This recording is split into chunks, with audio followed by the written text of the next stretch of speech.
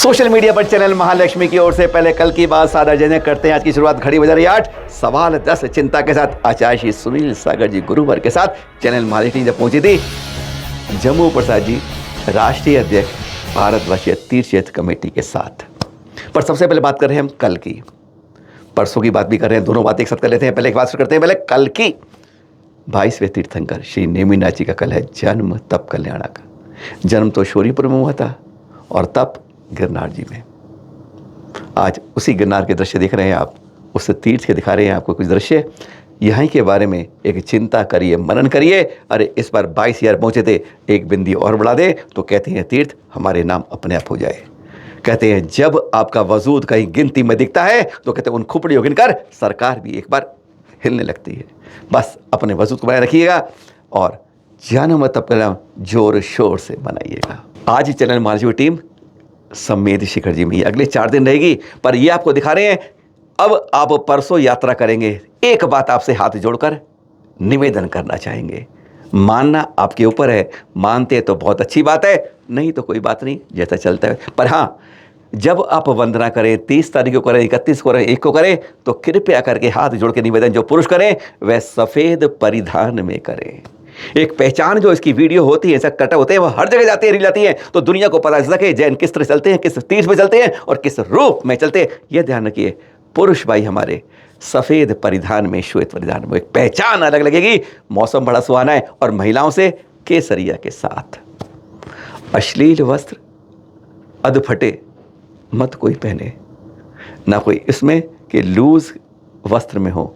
ध्यान रखिएगा, साथ में एक यूज एंड थ्रो की रेनकोट लेके जाइए। गुणायतन के लगभग सामने, बिल्कुल सामने ये देख रहे हैं आप, उसके सामने बन रहा है ये 6.5 स्क्वायर फुट के अंदर शिलान्यास कल है इसका, जहाँ पर तीर्थ क्षेत्र कमेटी का 125 वर्ष में, साथ में शीतल भगवान जी का मंदिर है और आगे निहारिका और पीछे है शाश्वत ट्रस्ट। यहीं पर कल इसका शिलान्यास होगा। इस जगह पहला तीर्थ क्षेत्र कमेटी का 125 साल बाद कोई भवन का निर्माण होगा।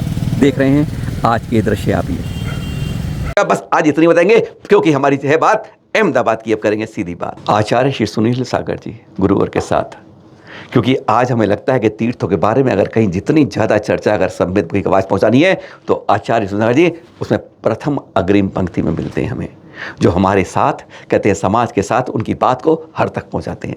तो पूरी चर्चा इस तरह हुई कि जो शुरू से लेकर आखिर तक आज आपको उसमें 10 सवालों के अंदर उसको चेरते हैं कि समाज के चिंतन के बारे में, सुरक्षा के बारे में, तीर्थों के साथ किस और की सुरक्षा की जरूरत। सबसे पहले आज उन्होंने जब बात हुई, हमने कहा कि गुरुवर आज हकीकत तो ये है कि दूसरे हमारे तीर्थों से हमें हटाए नहीं हटाए वो बात अलग है, आज हम अपने ही तीर्थों को अपने ही सूची से हटाने लगे हैं। क्यों? कारण क्या है?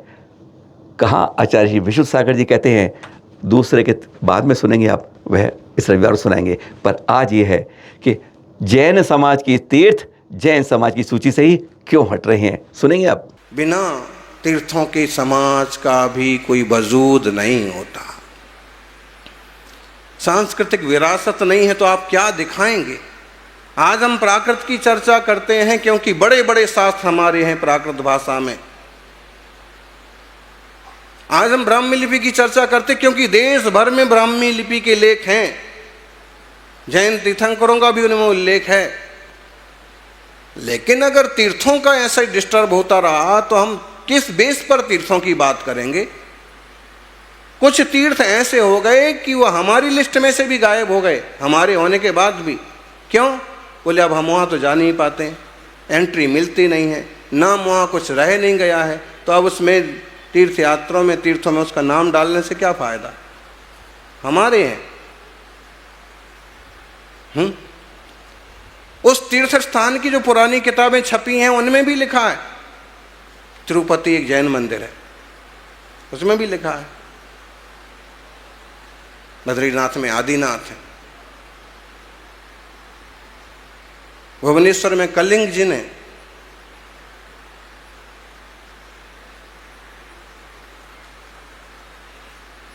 क्या करेंगे।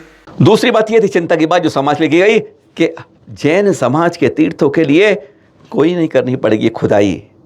बस कहते हैं कपड़े उतारो जो बस चढ़ाए हैं और साथ में हटाओ रंगाई, बिल्कुल पुताई। आज हमारी प्रतिमाओं को बदल दिया जाता है, बस सिंदूर पोत दो, 4 कपड़े डाल दो, बस बन गई अपने भगवान, अपने देवी, अपनी देवता, अपने पुख्ता गाँव के या किसी के। क्या कहा आचार्य ने, सुनेंगे जरा। अपनी आंखों के सामने परिवर्तन होते देखते जा रहे हैं। वही मंदारगिरी जिसको केवल अभी थोड़े सालों में ही कहां से कहां तक रंग दिया गया। एक बात बिल्कुल समझने जैसी है कि ना खुदाई की जरूरत है और ना जरूरत है परीक्षण की। ना खुदाई की जरूरत है, ना जरूरत है परीक्षण की। सिर्फ पर्दा हटाओ तो दर्शन हो जाएंगे आपको जिन मूर्त की, जिन प्रतिमा की। लोग अपने स्थानों को पाने के लिए चिन्ह पाते हैं और खुदाई तक पहुंच जाते हैं और ये सिद्ध कर लेते हैं कि ये वो स्थान उनका है। लेकिन हमें तो ऐसा कुछ भी करने की जरूरत नहीं है। केवल कपड़ा हटा दिया जाए, केवल रंग उतार दिया जाए तो ही मालूम पड़ जाए कि ये आदिनाथ की प्रतिमा है, ये नेमिनाथ भगवान की प्रतिमा।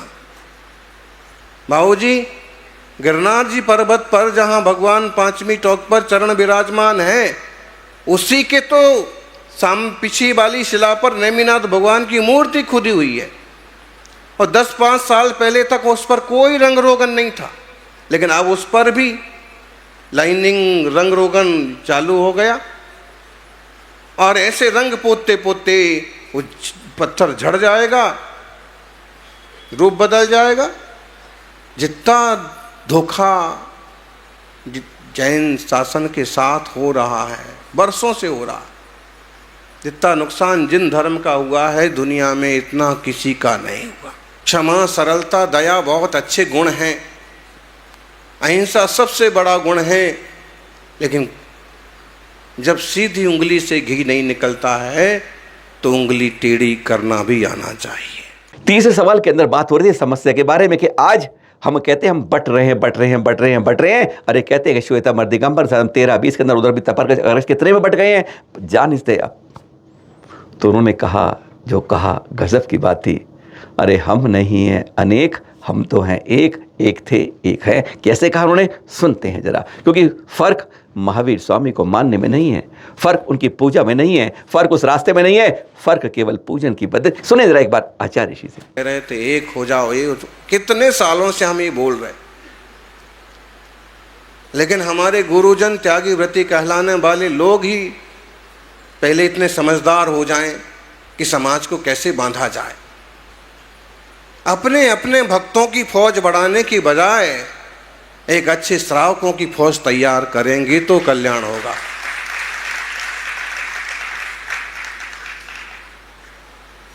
ऐसा खुल के अनेकांतवाद का, सर्व कल्याण की बात करने वाला कौन है? और कोई कहे तो उसके प्रवचनों के टुकड़े कर करके उसी की फजीती कर देते। जरूरत है एकजुटता की। हमारे यहाँ बहुत बड़े बड़े पंथ नहीं हैं, सिंपल सा पूजा का भेद है, मात्र पूजा पद्धतियां।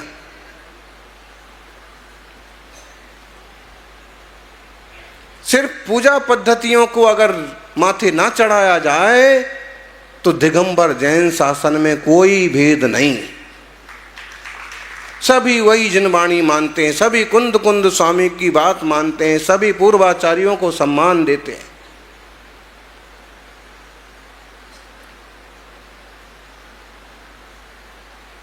बहुत बार हम बोलते हैं कि पूजा पद्धतियां तो चाय दूध की तरह हैं, दूध पानी की तरह हैं। घर के 4 भाई हैं, 4 बेटे हैं, एक को नहीं पसंद है चाय, दूध पसंद है, उसे दूध और चाय दोनों भी पसंद नहीं है, सिर्फ पानी पीता है। और एक कहता है कि पानी भी तब पिएंगे जब पहले अभिषेक करके आएंगे। तो क्या वो इन बातों को लेके चारों अलग अलग परिवार बसाते हैं? क्या एक दूसरे का माथा फोड़ते हैं? भाई ठीक है तेरी पसंद, इतना जरूर है कि चाय थोड़ा सा नुकसान करती है, दूध थोड़ा सा महंगा पड़ता है, लेकिन ठीक है, थोड़ा ऊंचा नीचा चलेगा, कोई बात नहीं। जैसे परिवार को संभाला जाता है, ऐसे ही अगर समाज के प्रति सबका दृष्टिकोण बन जाए तो दिगंबर जैन शासन एक था, एक है।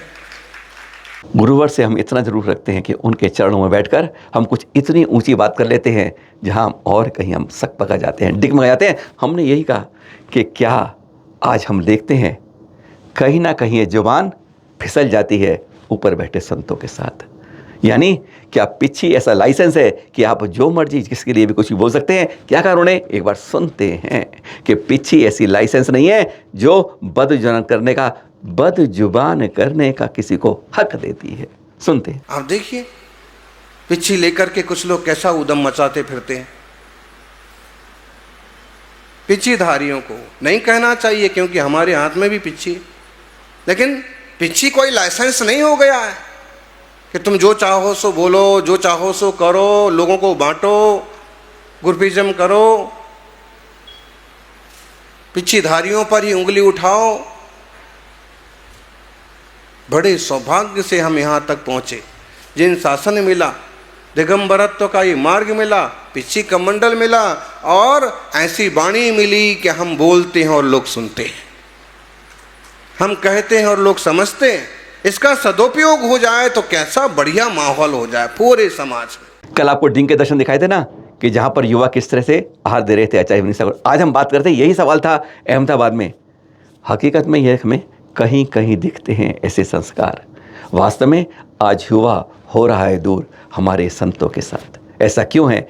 युवा भटक रहा है या युवा मजबूर हो रहा है संतों से दूर होने को? सुनेंगे जरा, हैरान होते हैं कई जब इस तरह के समाधान मिलते हैं। बाबू जी,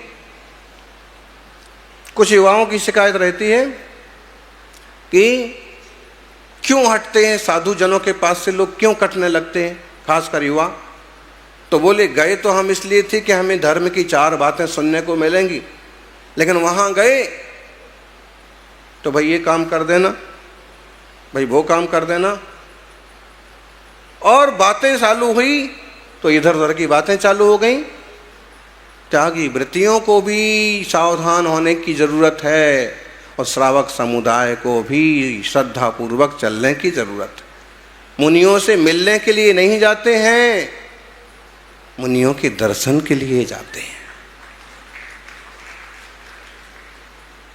उनसे धर्म की बात सीखने के लिए जाते हैं तो उनसे जिनवाणी की 4 बातें सुनाने को बोलो, और अगर कभी भटक करके वो कोई दूसरी बात निकालते हैं तो निवेदन करो कि हम यहाँ आपसे धर्म सुनने के लिए आए हैं, बाकी दुनिया में सब कुछ सुनने को मिलता है।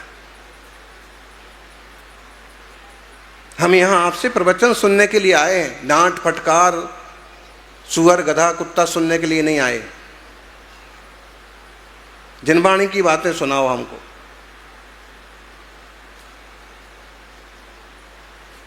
औरंगाबाद में कार्यक्रम था,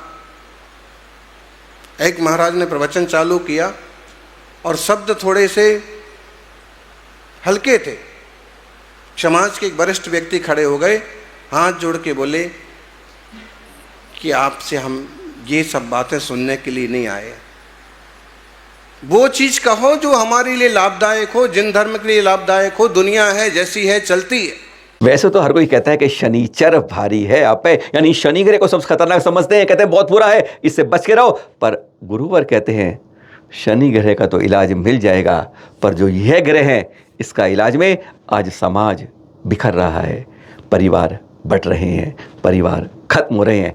कौन सा है ग्रह भारी?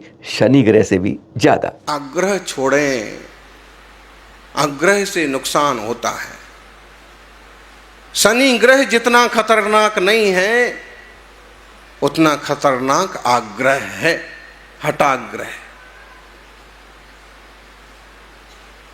बेटी का जीवन इसलिए बर्बाद नहीं हुआ कि शनि ग्रह भारी था, शनि तो कुंडली में ठीक था, लेकिन जीवन उसका इसलिए बर्बाद हुआ कि उसने हठाग्रह किया कि मुझे तो यही छोकरा चाहिए, भले किसी वर्ण का हो, किसी जाति का हो, मुझे शादी तो करना, इससे करना।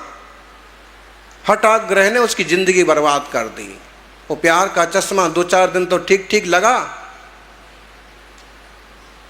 जब बाद में मालूम पड़ा कि यहाँ तो पोल ही पोल है, यहाँ तो आचार विचार कुछ भी नहीं मिलता है, यहाँ तो सिर्फ छल कपट और धोखा है। बेटे का जीवन बर्बाद इसलिए हुआ कि माँ बाप की बात नहीं माने, और समाज भी इसलिए बर्बाद होता है कि जो निष्प्रही साधकों की बात नहीं मानते। यह सवाल पूरा नहीं होता कि युवा आज नहीं जा रहा है उनके पास, पर वास्तव में आज तक में वंश के वंश खत्म हो रहे हैं। क्यों? हम दो हमारा एक, और वो एक चला जाए तो वंश खत्म। 8-9 पीढ़ी से चलाते चलाते आए और आज वंश की समाप्ति क्यों हो रही है? सुनेंगे जरा इसका समाधान, या क्यों हो रहा है आज जैन परेशान। सबसे पहले संख्या बल पर ध्यान दो। बड़े अच्छी बात है, ना बड़े तो विघटित तो ना होती जाए। एक माँ बाप के यहाँ एक ही छोरी पैदा हुई और वही भाग करके चली गई किसी अल्लाह रब्बा के साथ, फिर ये वंश पूरा खत्म। एक ही छोरा हुआ, भाग करके चला गया अमेरिका, पूरा वंश खत्म जो पीढ़ियों से तैयार किया था। बराबर कह रहे कि नहीं कह रहे? पूरा वंश खत्म। महावीर स्वामी ने अकेले होने के बावजूद दिगंबर जैनेश्वरी वीतराग मुद्रा धारण की, लेकिन माता पिता कहते थे बेटा वंश खत्म हो जाएगा। लेकिन महावीर ने ये मार्ग स्वीकार किया कि आज उनके वंश में हजारों बेटे हैं। तो या तो बेटा कुछ ऐसा करे तो वंश चले, और अगर इधर उधर भागे तो कैसे क्या हो। ये समस्याएं हैं। इन समस्याओं को खुद के विवेक से, खुद का विजन बना के सामाजिक जागृति से जोड़ना, निपटना पड़ेगा। एक मंदिर का किस्सा हुआ, एक गांव का। इस मंदिर के दर्शन को माताजी चली गईं, तो दूसरे मंदिर वालों ने विहार करने का भी, अब हम विहार नहीं करवाएंगे, उस मंदिर में कैसे चलेगा। इतनी दुष्ट बुद्धि के लोग कहाँ से पैदा हो रहे हैं? इनको ये समझ नहीं कि धर्म क्या चीज है। नाक इतनी बड़ी बड़ी हो गई हैं, एक उस्तरा लेकर के सबकी काट दी जाए तो बढ़िया हो जाए। इतनी बड़ी बड़ी नाक हो गई कि अपने से बड़े आदमी को कुछ नहीं समझ रहे, उम्र के बड़े पुरखों को कुछ नहीं समझेंगे, नेतृत्व को कुछ नहीं समझेंगे। यहाँ तक कि साधु संत जो सहजता से मार्गदर्शन कर रहे, उनको भी गिनने को तैयार। कहाँ जाएंगे भाई? क्या होगा? अहंकार ज़्यादा ज़रूरी है कि उद्धार ज़्यादा ज़रूरी है? हकीकत में हम गुरुवर के पास पहुंचे थे चल अचल तीर्थों के सुरक्षा के लिए, उनकी जीर्णोद्धार के लिए, जो हमारे अचल तीर्थ हैं। पर गुरुवर ने साफ कह दिया, तुम तीर्थों के जीर्णोद्धार की बात करते हो, उससे पहले जरूरी है समाज का जीर्णोद्धार। जो कहते हैं पहले 8वीं सदी के आसपास, उससे पहले अंग्रेजों के समय में या उससे पहले मुगलों के समय में हम बंटते गए, खटते गए, चाहे सराह के रूप में हो चाहे दक्षिण में, उस तरह बट गए, करोड़ों की संख्या बढ़ गए। पर वह बीमारी तब नहीं थी, आज भी जारी है। किस तरीके से? सुनेंगे जरा क्यों जरूरी है उनका जीर्णोद्धार। तीर्थों के संरक्षण के लिए सबसे पहले समाज का संरक्षण। तीर्थों के जीर्णोद्धार के साथ साथ समाज का जीर्णोद्धार भी जरूरी है। कितने परिवार विघटित नहीं हो रहे? बोलो कि जब हम 1000 घर की समाज में बैठे हों और 1000 लोग भी उपस्थित ना हों, तो ऐसे लगता है कि कहीं ना कहीं समाज में जीर्णता आ रही है, धर्म की रुचि कम हो रही है। तो समाज का जीर्णोद्धार भी जरूरी है। चिंता का विषय तो ये भी है। तो लव जिहाद वाली बात चलती है, उससे श्रावकों को भी बहुत नुकसान हुआ है। शरद जी बैठे हैं, इन्होंने दबाया उसका पूरा वो लिखा। सैकड़ों की, हजारों की संख्या में बेटियां इधर से उधर हो गई और बेटे कुंवारे घूम रहे। ये जो असंतुलन हो रहा है, ऐसा क्यों हो रहा है? इन चीज़ों पर समाज, संस्था, पदाधिकारी और प्रत्येक व्यक्ति को समझने की, ध्यान देने की जरूरत। समय रहते 20-25 के भीतर छोरे छोरियों को सही परिवार में जोड़ दिया जाए तो शायद परिवारों की, समाज की कुछ सुरक्षा हो पाए। लेकिन पढ़ लिख करके आजकल बेटे ही साड़ा नहीं होते हैं, बेटियां भी अभी पढ़ाई करना, अभी ये करना, वो करना। ध्यान रखिए, पढ़ाई अपनी जगह है, आजीविका अपनी जगह है, लेकिन सबसे ज़्यादा कीमती है धर्म। और हर जन्म में बहुत कुछ मिल जाएगा, लेकिन जिन धर्म हर जन्म में नहीं मिलेगा। इसलिए अपने जीवन में अपने साथ धोखा मत कर लेना।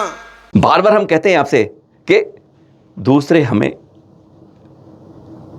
अधिकार जमाते हैं, लूटते हैं, पीटते हैं, बदलते हैं। पर आपको 2-3 खबर सुनाई हमने। अपना ही संतरीवास में क्या करता है कुकर। कल भी सुनाया था आपको इस तरह से कि ऐसे ही कर रहा है एक लड़का एक लड़की के साथ आत्महत्या करने को मजबूर करता है। पर यही बात है तो वास्तव में आज जैन ही जैन को काटने लगता है। सुनेंगे जवाब, समाधान, चिंतन की बात, खास बात। हमारा एक शहर में जाना हुआ, तीसरा कैसे हुआ हावी हो जाता है। तो वहाँ के एसपी हमारे पास बहुत ज़्यादा निकट से जुड़ गए। तो उन्होंने बताया, प्रतापगढ़ की बात है, नाम ही बता देते हैं, कि बोले महाराज जी यहाँ पर फिरौती का, उठाईगिरी का, धमकी का, वसूली का ज़बरदस्त दबाव है। तो मैंने कहा ऐसा है क्यों? आते थे, घंटे घंटे बैठते थे, कुछ धर्म की चर्चा, फिर इस टाइप की सामाजिक बात, ऐसा क्यों है? तो उनने कहा कि समझ लीजिए जैन लोग हैं, इनकी दुकान है, इनकी दुकानों से ही वसूली होती। कैसे? अगर इनकी यहाँ इनकी आमद ज़्यादा बढ़ गई, इनकी ज़्यादा कमाई होने लगी तो पड़ोसी जलने लगा, और जो दादा भैया गुंडा बदमाश है उसको बता दिया कि देखो ये इस ढंग से कमाता है और इसके पास नहीं, और उसने आकर के इस पर दबाव देना चालू किया। और इस तरह से इसने उसको बताया, उसने उसको बताया, पूरे वो विघटित हो गए। आपस की ईर्ष्या से, आपस के द्वेष से वो दूरियां बढ़ गईं। और तीसरा इतना हावी हो गया कि इतने लाख मांगे तो देना पड़े, नहीं तो जान पर बन के आए। ये माहौल किसने बनाया? ये लोगों ही नहीं बनाया, क्योंकि उन्होंने खूब कोशिश की और उस कचरे को बहुत साफ भी किया। लेकिन उदाहरण इसलिए दिया कि हमारा नुकसान करने वाले कौन है? हम ही हैं। बात कोई माने ना माने पर 16 आने सही है। साहू अशोक जी थे ना, तब तक जैनों में एक नेतृत्व था जिनकी बात पर सब पीछे चलते थे। आज तो कहते हैं लगाम बेलगाम है, गाड़ी के 4 पहिए भी एक साथ नहीं चलते जैन समाज के। वास्तव में लायक नेतृत्व की कमी आज बहुत खलती है, चाहे किसी तीर्थ के बारे में, केस के बारे में हो, विवाद के बारे में हो, समाज के उद्धार के बारे में हो, तीर्थों की सुरक्षा। सुने, लायक नेतृत्व क्या है आज? गिरनार जी का अभी निर्माण लाड़ू चढ़ाया गया और वहां के प्रशासन ने कुछ भी ले जाने से मना कर दिया। एक बार तो ऊपर तक जाने से मना कर दिया जाए। अगर कोई ढंग का नेतृत्व खड़ा होता तो प्रशासन पर केस होता, पुलिस और प्रशासन बंधा फिरता। क्यों?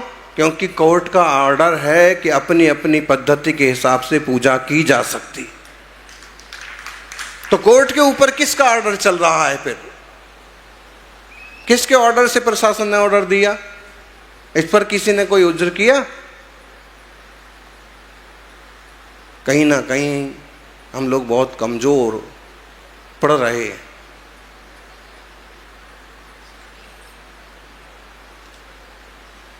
जागिए, अपने परिवार की रक्षा जैसे करते हैं, अपने घर की रक्षा जैसे करते हैं, ऐसे धर्म और तीर्थों की रक्षा। और तीर्थों की बात तो छोड़ो, अब तो आए दिन मंदिरों की घटनाएं मालूम पड़ने लगी।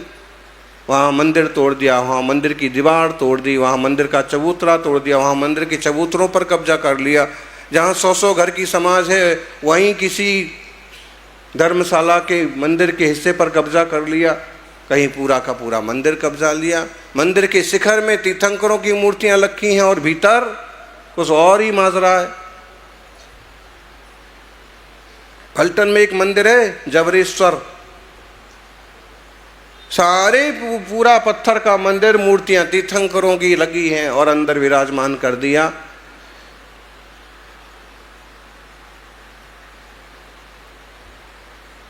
क्या कैसे क्या होगा? तीर्थों के रक्षण के लिए खुद को खड़ा होना होगा। हमको तो बड़ा विचित्र लगा गिरनार पर, जहां तीर्थंकर के चरण हैं वहां निर्वाण लाड़ू ना चढ़ाना दिया जाए। मोदक ही तो चढ़ा रहे हैं, मोदक तो गणपति के हाथों में भी है, इसमें क्या बुराई हो गई? लेकिन इस बार समाज में कुछ तो जागृति आई। अगर आप इतिहास खंगालेंगे तो शायद सैकड़ों वर्षों के इतिहास में पहली बार होगा कि 22वें तीर्थंकर की निर्वाण भूमि पर 22,000 से ज़्यादा श्रावक श्राविका उपस्थित हो गए हों। इसका मतलब है लोगों में धर्म के प्रति प्रेम है, अपनापन है, लेकिन ऐसे लोग चाहिए कि जो उनको सही दिशा में जोड़ सकें और ले जा सकें। नेतृत्व अच्छा होता है तो बहुत कुछ अच्छा हो जाता है। इसलिए अपने नेतृत्व को भी मजबूत बनने की ज़रूरत है। 10 सवालों में हमने जो जिज्ञासा थी आपके सामने रख दी, और भी थी, कभी और बात करेंगे, पर चल अचल तीर्थों के साथ समाज की सुरक्षा करने की एक जिम्मेदारी है और किसी के नेतृत्व में साथ चलने की आज ज़रूरत है। हम बटे नहीं हैं, हम केवल पूजा पद्धति में बटे हुए हैं, बस उसके कारण हम ऊपर से अलग अलग दिखते हैं। कम से कम घर के बाहर ऐसा नहीं दिखे। फिर मिलेंगे कुछ ऐसी जानकारी के साथ आपके पास। सादर जय। हाँ, तैयार रहें शिखर जी की यात्रा के लिए, क्योंकि कल हम बात करेंगे आपसे, सारे दर्शन कराएंगे, क्योंकि कई लोग तो पहुंच गए हैं, हाउसफुल हो गया है कि समेत शिखर जी की यात्रा कैसे करनी है और दर्शन आपको कैसे हो सकते हैं। एक एक टोके 25 टोके दिखाएंगे कल आपको।